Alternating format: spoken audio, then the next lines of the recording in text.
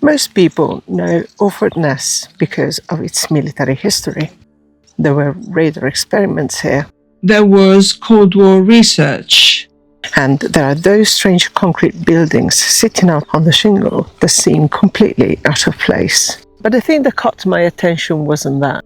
It was discovering that people felt uneasy about this place even before the military arrived. Before there were fences, before there were warning signs, and before there was any secrecy, there were already stories attached to this stretch of coastline. Most videos on Orford Ness focus on the military history, and of course we're going to talk about some of that today. But I am really looking forward to find out why people thought there was something unusual about this place before any of it started, and why Orford Ness has picked up a different name, Island of Secrets. Hello everyone! Today we are walking across Orford Ness, one of the most unusual landscapes in Britain. It's basically a 10-mile stretch of shingle sitting on an island between the North Sea and the River Orr. Now, there aren't any villages here, there aren't any shops, and there aren't any roads either, except for these paths that connect different sides of the island. One of the things I'm picking up right away is the lack of sound. The sound is really strange. All I can hear is the wind. There's a sea, there's a river, and can't hear any of that. The birds, you can hear the birds. The shingles seem to absorb the noise in a way that I don't think I've ever experienced before. It's very quiet. Crazy. Now, one of Suffolk's most famous pieces of folklore is the story of Black Shark, a huge black dog that is said to wander around lonely roads, coastlines and churchyards. Now, the description varies depending on who's telling the story. Sometimes it's seen as a warning, sometimes it's a death omen, and sometimes simply described as a creature that appears without warning and then vanishes again. All the stories seem to agree that seeing him is never a good sign. Perhaps the most famous Black Shark story comes from Blythburgh Church, where it is said to have appeared during a violent storm in 1577. According to the legend, the creature burst into the church during service, frightened the congregation, killed a few of them, and left scorch marks on the church door.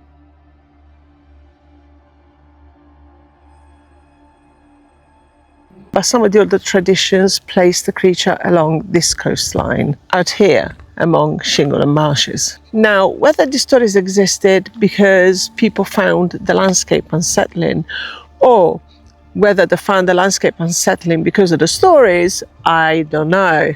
But either way, Orford Ness had already developed a reputation before the military arrived. And people already looked at this place and felt that there was something different about it. And if you strip away all the military history, with all its secrecy and all the conspiracy theories, we're still left with the same landscape, same shingle, the same coastline, and the same place that inspired these stories hundreds of years ago.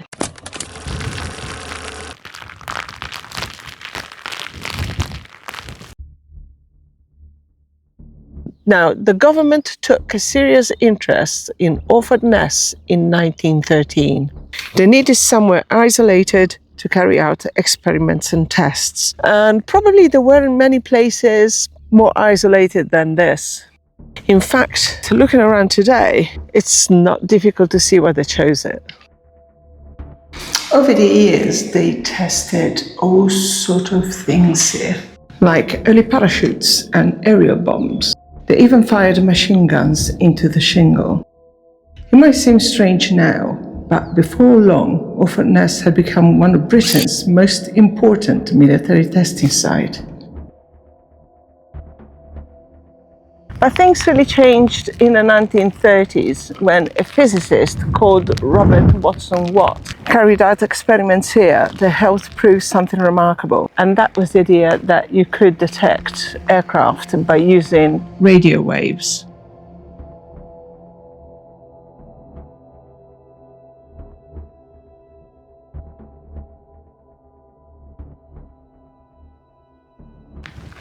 Now, it probably doesn't sound like a great deal today because we are used to radar, but at the time it was a revolutionary idea. The work carried out here eventually became part of Chain Home, Britain's radar defense network. Then, during the Second World War, the same network provided early warning of incoming aircraft and played a hugely important role during the Battle of Britain. What strikes me about it is that the experiments revealed something about Orford Ness itself. It was a brilliant place for this sort of work because it was isolated and difficult to get to. And unless you had the reason to come here, you probably wouldn't.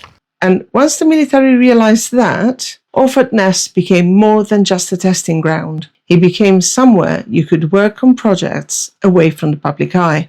Which meant that when the Cold War arrived and the government needed a place where to work on secret projects, Orford Ness was the obvious choice. It had already proved to be secure and, as you said, it was isolated. And importantly, it was a place where people could get on with their work without too many interruptions. And some of the strangest chapters in the story of Orford Ness were still to come. By the 1950s, the focus of Orford Ness had shifted once again.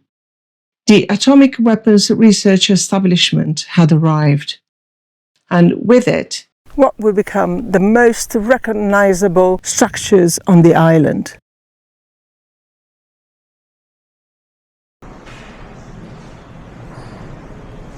I know that it's probably the rain and, birds and stuff, but it sounds like voices.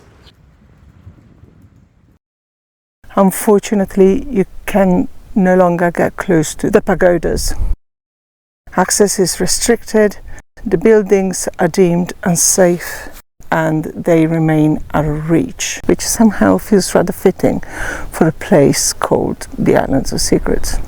They may look strange, but they were the product of engineering rather than mystery. And despite how unusual they look, they were built for a very practical reason. The work carried out here wasn't about testing nuclear explosions. What they were testing was the bomb casing itself.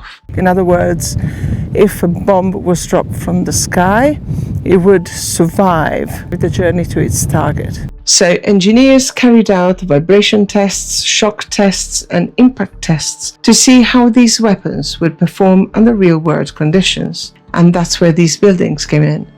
The design wasn't meant to be attractive, but rather it was meant to be safe. If an accident happened, the structure was designed to direct the force of the blast upwards rather than outwards. The roof would take the damage and help contain the explosion. So far we talked about folklore, radar experiments and nuclear weapons testing. And you might be wondering, where does the Area 51 comes in? Well, first of all, the reason why Orford Ness earned that nickname is not because people knew what was happening here. Actually, quite the opposite. People didn't know what was happening here. For decades, large parts of the island were closed to the public. People could see the strange buildings in the distance, and they knew military research was taking place. But beyond that, most people were left guessing. And where there are secrets, stories usually follow. Long before the military arrived, there were already stories attached to Orford Ness. We talked about Black Shuck earlier, but that wasn't the only one. Over the years, people reported seeing strange lights on the Ness. There were rumors about secret experiments, stories about unusual things happening beyond the fences. You wouldn't be surprised to know that eventually UFO stories made their way here as well. Now, whether the stories were true or not, well, that is another matter entirely. But when you have a place that was closed to the public for decades, it's not difficult to see how the rumours started. And then there's the Rendlesham connection.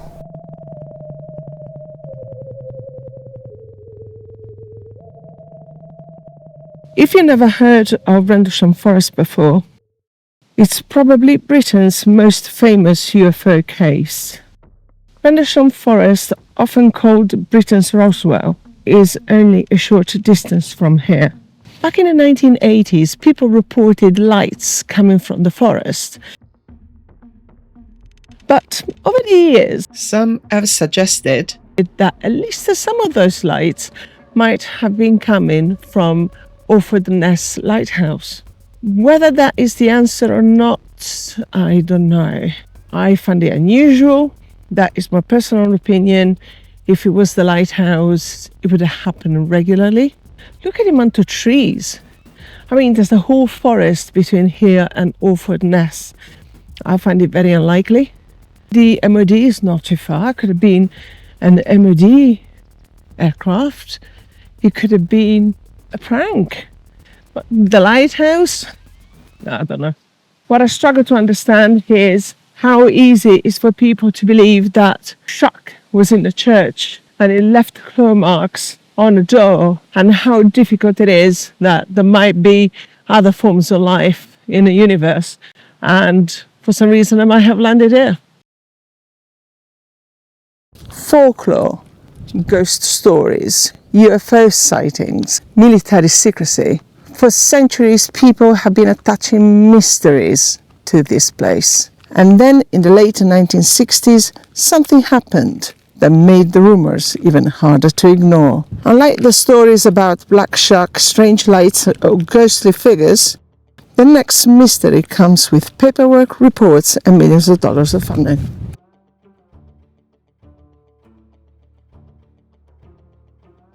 In the late 1960s, the Americans arrived at Orford Ness and began work on one of the most ambitious radar projects ever attempted. It was called Cobra Mist. Its job was to detect missile launches thousands of miles away inside the Soviet Union, and if it worked, it would give the West valuable warning time during the Cold War. This thing was supposed to look over the horizon and detect activity taking place on the other side of Europe. It was an extraordinary piece of technology, and it cost an extraordinary amount of money to build. Construction took years, and eventually Cobra Mist was switched on, and almost immediately problems started appearing. The radar kept detecting signals that shouldn't have been there. Targets appeared where no targets should have existed. The system seemed to be receiving interference, but nobody could work out exactly where it was coming from. This was a major military installation, and nobody could completely solve the problem. One discovery did stand out. Over water, the system appeared to work reasonably well. Over land, the interference returned. Something was affecting the radar. The question was what? Now, before anybody jumps straight to UFOs and little green men, there are perfectly sensible explanations that have been suggested over the years. Atmospheric conditions, background radio noise, technical limitations within the system itself, all those have been proposed. But what makes Cobra Mist so fascinating is that people are still talking about it 50 years later. And something that is even more curious, the Cobra Mist building is close to the public. It is privately owned and access is restricted. And it makes you wonder, right? Anyway, in 1973, Cobra Mist was shut down, the project ended, and the Americans went home. But the questions never really went away. And for a place that is already surrounded by folklore, rumors, and military secrecy, that was enough to keep the stories alive. As I mentioned, we cannot get close to the pagodas anymore. But one of the volunteers shared a story and has given me permission to share it with you. And you want to stay for this one.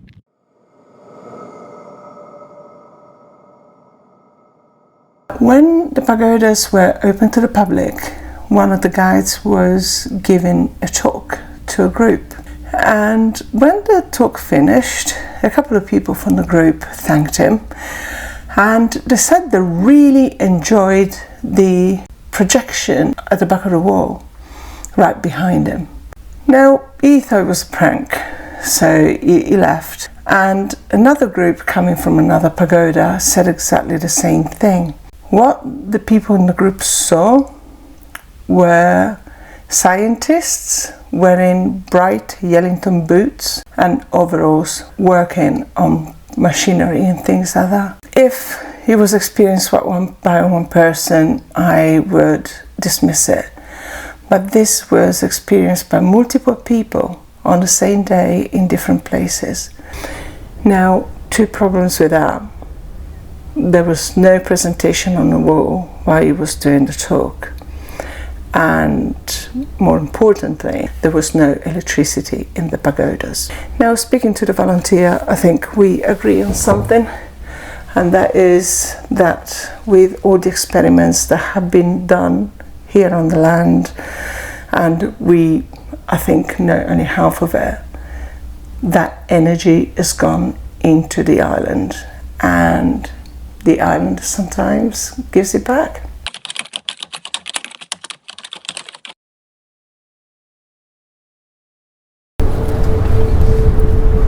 Well, there's nothing here and there's no one here. Isn't it interesting?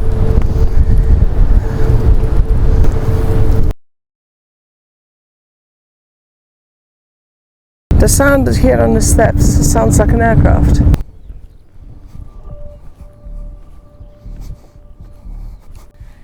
It's absolutely fascinating.